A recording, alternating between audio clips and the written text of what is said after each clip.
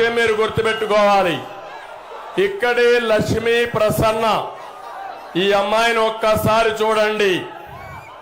Drama ఈ అమ్మాయిని మీరు చూస్తే ఇక్కడ ఉండే అందరూ ఆలోచించుకోవాలి. ఈ అమ్మాయి లక్ష్మీ ప్రసన్న సుబ్బారావు గారి కుమార్తె. అతను ఒక పద్మశాలి కుటుంబం, ఒక చేనేత పని చేసుకునేవాడు. అలాంటి వ్యక్తి అప్పుల పాలైపోతే 4 ఎకరాల ఆస్తుంటే ఆ భూమి అమ్మి అప్పు కట్టి ఈ పిల్లల్ని చదివించాలనుకున్నాడు. ఈ అమ్మాయి వీళ్ళ చెల్లెలు ఒక అమ్మాయి ఉండేది. ఈ వైఎస్ఆర్ కాంగ్రెస్ నాయకులు ఆన్లైన్ లో సుబ్బారావు యొక్క ఆస్తిని వాళ్ళ పేరుతో రాసుకున్నారు. పాపం ఎంఆర్ఓ దగ్గరికి వెళ్ళాడు, లంచాలు ఇచ్చాడు, అందరి దగ్గర తిరిగాడు. ఎవ్వరు కూడా కనికరించకపోతే జీవితం మీద ఆశలుకొని రైల్వే ట్రాక్ మీదకి వెళ్ళి ట్రైన్ యాక్సిడెంట్ రైల్వే లైన్ మీద పడుకొని బలవంతపు మరణం చేసుకున్నాడంటే నేను అడుగుతున్నా, తెలియగానే వాళ్ళ తల్లి కూతురు విషయం తాగి చనిపోయారు. ఒకే కుటుంబంలో 3 మెంబర్స్ చనిపోయారు.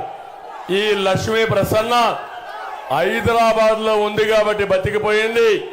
నాకు తెలిసిన వెంటనే 5 లక్షల రూపాయలు ఆ అమ్మాయికి ఆర్థిక సహాయం చేశాం.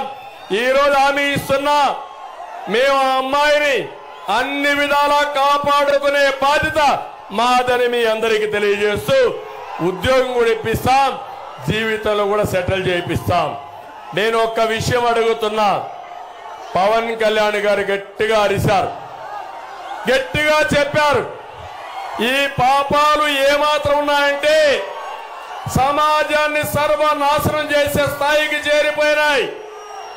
తమిళలో రేపు గాని పొరపాటును ఎవరైనా వైఎస్ఆర్ కాంగ్రెస్ పార్టీకి ఓటేస్తే మనమందరం ఏమవుతాం మీరే ఆలోచించుకోవాల్సిన అవసరం ఉంది.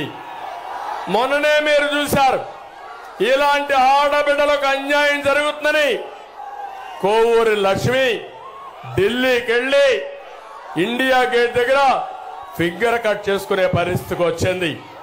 అందుకే ఈరోజు నేను మిమ్మల్ని అందరినీ కోరుతున్నా, ఈ అమ్మాయి సాక్షిగా మిమ్మల్ని కోరుతున్నా, మీ జీవితాలు బాగుండాలంటే ఇక్కడ మిథున్ రెడ్డి చిత్తుగా ఓడిపోవాలి. ఏం తమ్ముళ్ళు, సిద్ధమా మీరు? ఇక్కడ అమర్నాథ్ రెడ్డి ఎవరైతే ఈ యొక్క డ్యాం కొట్టుకోబోయిందో దానికి కారణమైన వ్యక్తి ఇతను. ఇంకో పక్క మీరు చూస్తే పింఛా ప్రాజెక్టులో, అన్నమయ్య ప్రాజెక్టులో రామచంద్రారెడ్డి ఇద్దరు కలిసి అన్నమయ్య డ్యాం కొట్టుకొని పోయే పరిస్థితికి వచ్చింది. నేను అడుగుతున్నా, ఇంత దుర్మార్గులు ఇక్కడ ఉంటే మనం ఉపేక్షిస్తే లాభం లేదు తమ్ముళ్ళు. అందుకే మిమ్మల్ని కోరుతున్నా, తమ్ముడు జనసేన జెండా దించాలి. తమ్ముడు నీకే చెప్పేది, బంగారు తమ్ముడు జెండా దించు. మా మీద అభిమానం ఎక్కువైతే మరీ ప్రమాదం వస్తుంది. మీరు వినాలి, ప్రజల్ని మెప్పించాలి.